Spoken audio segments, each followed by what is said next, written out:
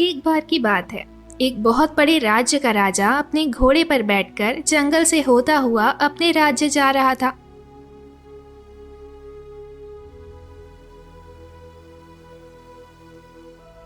काफी देर तक जंगल का सफर तय करने के बाद जब वो एक नदी किनारे से गुजर रहा था तो उसने देखा कि नदी किनारे एक बहुत खूबसूरत राजकुमारी खड़ी है। राजकुमारी को देखकर राजा का मन उस पर मोहित हो गया।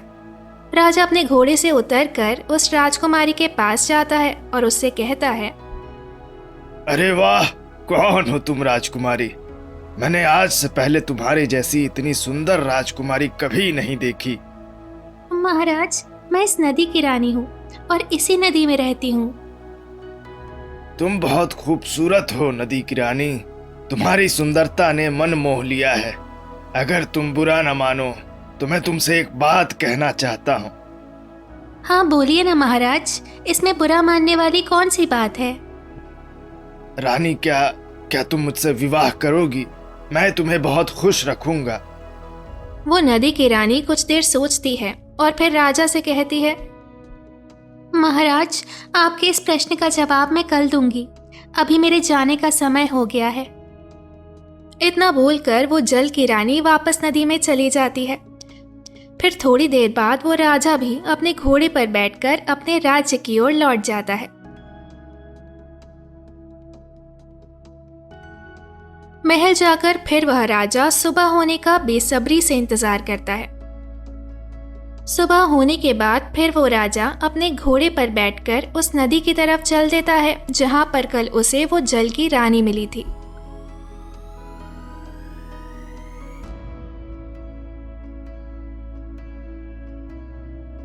आ गई तुम, मैं तुम्हारा ही इंतजार कर रहा था। तो अब बताओ, करोगी न मुझसे विवाह?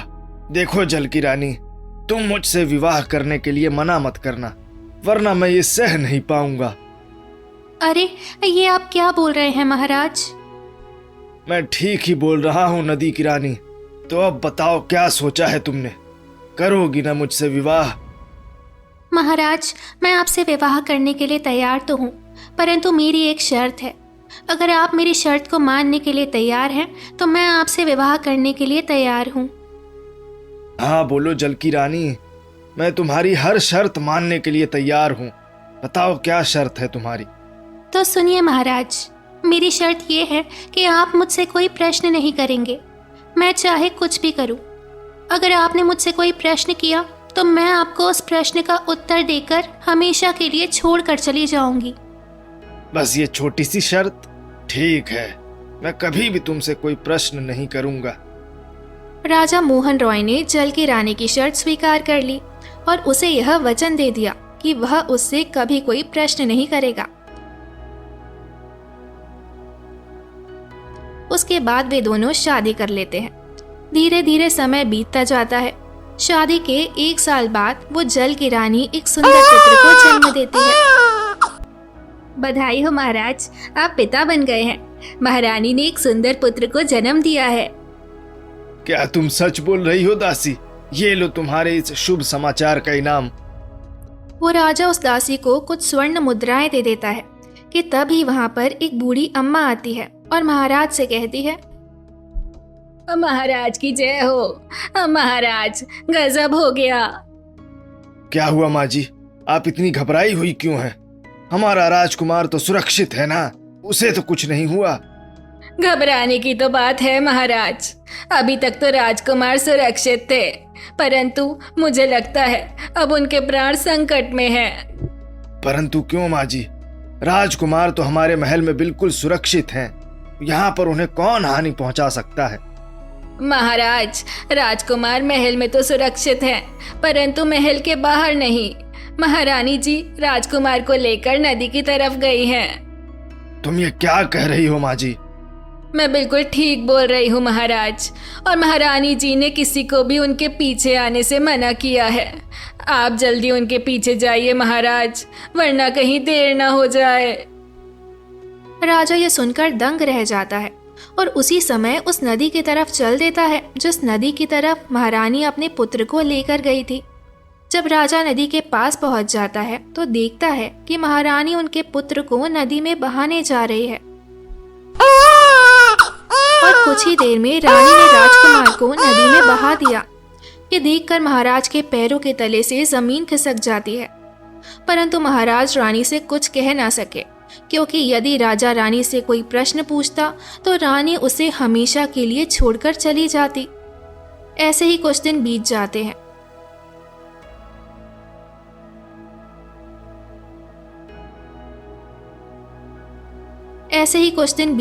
हैं। और महारानी दूसरे पुत्र को जन्म देती है। बधाई हो महाराज, आप पिता बन गए हैं। महारानी ने एक सुंदर पुत्र को जन्म दिया है। ये तो तुमने बहुत ही अच्छी खबर सुनाई है दासी। अब जाकर मेरे इस निर्जीव शरीर में जान आई है। महाराज, महाराज, फिर से गजब हो गया महाराज। क्या हुआ माँ जी?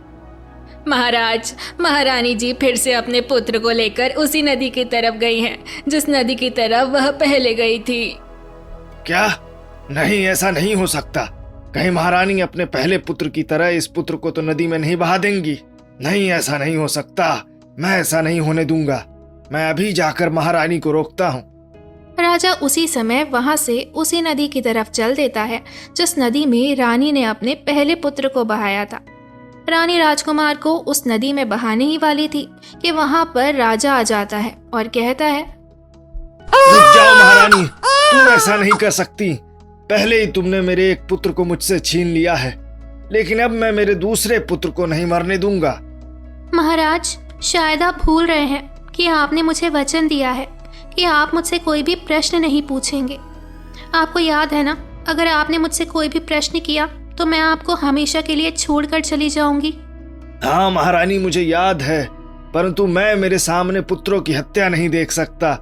आखिर कैसी माँ हो तुम? माँ तो अपने पुत्रों को अपने प्राणों से अधिक स्नेह देती है, और तुम अपने पुत्रों को नदी में बहा रही हो। महाराज, मैंने अपने पुत्र को नहीं मारा है, मैंने तो इन्हें श्राप से मुक्त किया है। ये तुम क्या बोल रही हो महारानी? मेरे एक पुत्र को तुमने पहले ही इस नदी का निवाला बना दिया है और इसे भी नदी में बहाने जा रही हो, और तुम कहती हो कि तुम इन्हें एक श्राप से मुक्त कर रही हो। हाँ महाराज, मैंने अपने पुत्र को श्राप से ही मुक्त किया है। कैसा श्राप महारानी? और किसने दिया हमारे पुत्रों को श्राप? ये सब क्या है? मुझे तो कुछ समझ नहीं आ रहा है। महाराज, मैं आपको बताती हूँ पुरानी कहानी। ये कहानी है हमारे पिछले जन्म की। हमारे पिछले जन्म में आप महाराज थे और मैं आपकी रानी थी। हम दोनों जंगल में शिकार करने के लिए गए थे, और फिर हमने देखा कि एक बहुत ही खतरनाक शेर एक नवजात शिशु को लेकर जा रहा है। हम दोनों शेर को देखकर डर गए और वहीं पर छुप गए। फिर वो शेर उस नवजात शिशु को लेकर चला गया, और कुछ देर बाद ही वहाँ पर एक किसान आता है और वो हमसे कहता है कि महाराज की जय हो। महाराज, आपने यहाँ से कहीं किसी शेर को जाते हुए देखा है क्या? वो शेर मेरे नवजात शिशु को उठा कर ले गया है। अगर मैंने इसे कह दिया कि हाँ मैंने देखा है, तो ये मेरी प्रजा में बदनामी हो जाएगी। नहीं, मैं इसे सच नहीं बता सकता। नहीं, मैंने किसी भी शेर को यहाँ से जाते हुए नहीं देखा। अगर मैं किसी शेर को देखता तो उसका शिकार नहीं कर लेता। फिर जब हम वहाँ से आगे बढ़े तो हमने देखा कि वो नवजात शिशु जिसे वो शेर उठाकर ले गया था, वो जमीन पर मरा हुआ पड़ा है। महाराज, वो देखिए, उस बेचारे शिशु को उस जालिम शेर ने मार डाला, और हम दोनों ने इसे बचाने का प्रयास भी नहीं किया। तुम ठीक कह रही हो महारानी, ये तो बहुत ही गलत हुआ इस नवजात शिशु के साथ। काश इसे हम बचा पाते। अब हमें क्या करना चाहिए महाराज? ऐसे तो इसके शरीर को जंगली जानवर खा जाएंगे। महारानी, क्यों न हम इस नवजात शिशु के शरीर को नदी में बहा दें। इससे कोई भी जंगली जानवर इसके शरीर को हानि नहीं पहुंचाएगा। फिर महाराज, आपने उस नवजात शिशु के शरीर को नदी में बहा दिया, लेकिन जब आप उस नवजात शिशु को नदी में बहा रहे थे तो वहां पर एक ऋषि आ गए थे, और उन ऋषि को ये लगा कि आपने एक नवजात शिशु की हत्या की है। राजन, तुमने अहंकार में अंधे होकर मेरे सामने एक नवजात शिशु की हत्या की है। मैं तुम्हें श्राप देता हूँ कि तुम्हारे अगले जन्म में सारे पुत्रों की मृत्यु हो जाए। नहीं साधु महाराज, आप जो समझ रहे हैं ऐसा कुछ नहीं है। दरअसल बात यह है कि एक शेर इस नवजात शिशु को उठाकर लाया था। हमें उसका निर्जीव शरीर मिला तो हमने उसे नदी में बहा दिया, ये सोचकर कि कोई जंगली जानवर इस बालक के शरीर को नोच नोच कर ना खा जाए। हाँ ऋषिवर, आपने हमें बिना किसी दोष के ही श्राप दे दिया है। मेरी आपसे विनती है कि आप अपना श्राप वापस ले लें और हम पर कृपा करें। मुझे क्षमा कर दो पुत्री, मैंने बिना कारण जाने तुम्हें श्राप दे दिया, परंतु दुख की बात तो ये है कि अब मैं ये श्राप वापस नहीं ले सकता। क्या ये क्या बोल रहे हैं ऋषिवर? हम पर कृपा कीजिए और हमें इस श्राप से मुक्त होने का कोई उपाय बताइए। राजन, ये श्राप एक ही उपाय से खत्म हो सकता है। हाँ बताइए ऋषिवर, क्या है वो उपाय? राजन, इस श्राप से मुक्त होने के लिए आपको महारानी को एक वचन देकर उसे तोड़ना होगा, तब जाकर आप इस श्राप से मुक्त होंगे। और आपके वचन तोड़ने का कारण आपके पुत्र को नदी में बहाना ही होना चाहिए, तब जाकर आप श्राप से मुक्त हो जाएंगे। इसीलिए महाराज, मैं जो भी कार्य कर रही थी उस श्राप से मुक्त होने के लिए ही कर रही थी। और जो मैंने अपने पहले पुत्र को नदी में बहा दिया था वो कोई और नहीं बल्कि वही शेर था जिसने उस नवजात शिशु की हत्या कर दी थी।